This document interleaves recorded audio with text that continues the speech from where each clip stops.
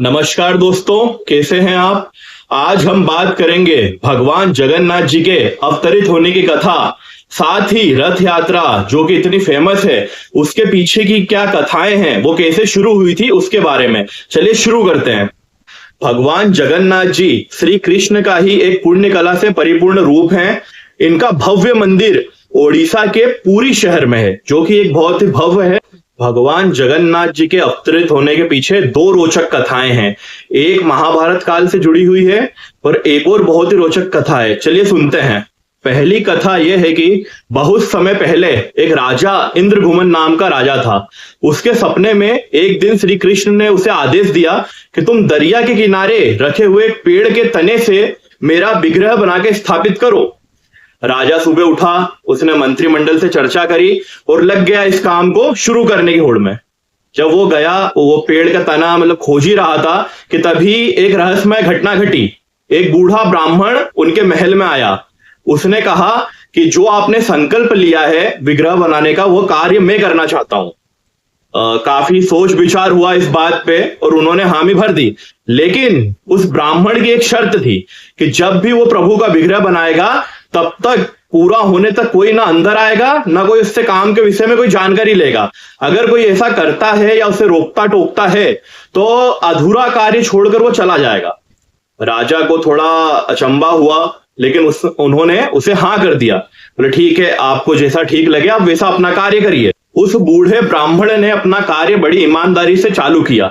करीब 6-7 दिन बीत गए। जैसा कार्य चल रहा था आवाजें आ रही थी, पर एक समय के बाद वो आवाजें आना बंद हो गई। राजा बड़ा चिंतित हुआ। उसने सोचा मैं द्वार खोलूं ना खोलूं। काफी असमंजस में पड़ने के बाद उसने एक दिन द्वार खोल दिया। उसे लगा कि हो सकता है कि कुछ ब्राह्मण को कहीं हो तो नहीं गया। जैसे उसने द्वार खोले, अंदर देखा कि प्रभु का अधूरा विग्रह था और वो ब्राह्मण गायब हो चुका था। राजन खुद पे पछतावा करने लगा, काफी रो रहा था वो। उसी समय नारद मुनि प्रकट हुए। उन्होंने राजन से कहा, हे राजन, आप व्यर्थ ही चिंता ना करो, यह प्रभु की ही लीला थी। प्रभु इसी रूप में अवतरित होना चाहते थे, इसमें खुद को दोषी ना मानो। नारद मुनि बोले, प्रभु की इच्छा के आगे किसी की नहीं चलती है, उनके बिना एक पत्ता भी नहीं हिलता है। उन्होंने ही आपके बुद्धि में ऐसा भ्रम पैदा किया था कि आप द्वार खोलें ताकि भगवान इसी रूप में अवतरित हों। तब से प्रभु की उसी रूप में पूजा की जाती है। यह तो थी पहली कथा। अब हम दूसरी कथा पे आते हैं जो महाभारत काल से जुड़ी हुई है। दूसरी कथा कुछ ऐसी है कि माता यशोदा, माता देवकी, माता सुभद्रा वृंदावन से द्वारका आए हुए थे।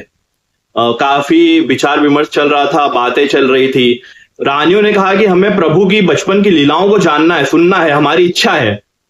तय हुआ कि चलो ठीक है, हम आपको सुनाएंगे, लेकिन सुभद्रा आप एक कार्य करिए कि द्वार पर आप पहरा दीजिए। जैसे ही श्री कृष्ण और बलराम आ जाएंगे आप हमें बता दीजिएगा ताकि हम सब चौकन्ने हो जाएंगे।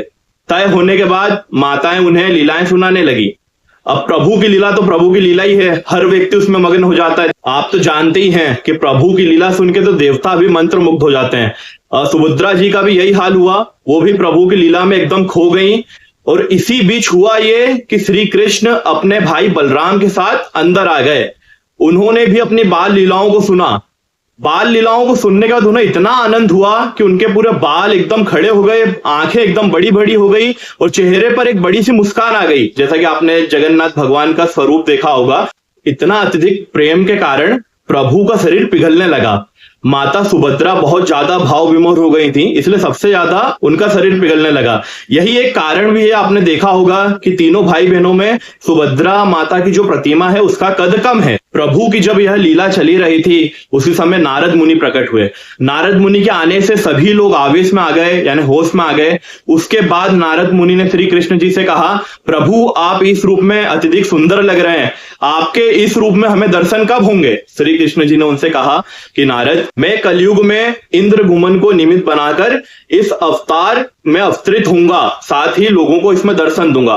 फिर जब से ही ये परंपरा चली आ रही है, जगन्नाथ जी के दर्शन सभी लोग करने जाते हैं और उनका यह मनमोहक रूप देख के सब लोग चकित हो जाते हैं। तो यह तो रही प्रभु के अवतरित होने की कथा।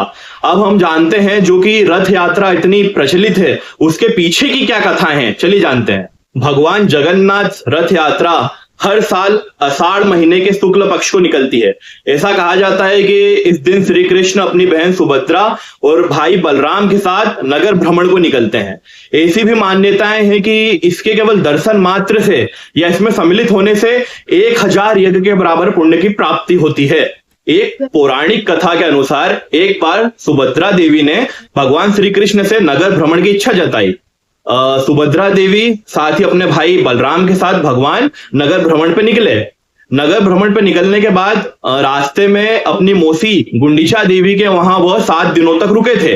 तभी से यह प्रारूप बन गया। उसी समय से यह यात्रा कंटिन्यू निकल रही है। इसके पीछे एक और पौराणिक कथा है। उस कथा के अनुसार एक बार महल की रानियों ने माता रोहिणी से श्री कृष्ण की रास लीलाएं सुनाने को कहा, लेकिन रानियां ये चाहती थी और माता भी ये चाहती थी कि यह कथा देवी सुभद्रा ना सुने। इसलिए उन्होंने तीनों भाई बहनों को बाहर यात्रा करने की सलाह दी।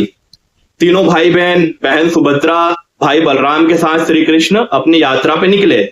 जब यात्रा पे निकल ही रहे थे कि उसी समय नारद मुनि आए और उनको अत्यधिक प्रशंसा हुई। उन्होंने प्रभु से कहा कि आपके तीनों भाई बहन के दर्शन अब हमें कब होंगे? मेरी आपसे विनती है कि आप भक्तों को हर साल ऐसे दर्शन देते रहें। भगवान ने नारद जी की बातें स्वीकार करी और तब से ही यह यात्रा कंटिन्यू निकाली जा रही है। इसके अलावा एक और कथा के अनुसार वेद व्यास जी ने प्रभु से इच्छा जताई थी कि वह नगर भ्रमण करें और भक्तों को दर्शन दें। भगवान ने उनकी विनती भी स्वीकार करी थी और कहा जाता है कि तभी से यह रथ यात्रा कंटिन्यू चली आ रही है। भगवान इसमें अपने भक्तों के साथ आनंद लेते हैं, आनंद विहार करते हैं, साथ ही भक्तों के साथ उन्हें भी उतना ही मजा आता है। तभी से यह यात्रा कंटिन्यू निकाली जाती है। आशा करता हूं आपको प्रभु की लीला पसंद आई होगी। साथ ही आपको उत्तर भी मिल गया होगा कि यह रथ यात्रा कब से निकाली जाती है, क्यों निकाली जाती है। आप सभी को एक बार फिर प्रभु की रथ यात्रा की हार्दिक शुभकामनाएं, बधाई। जय जगन्नाथ।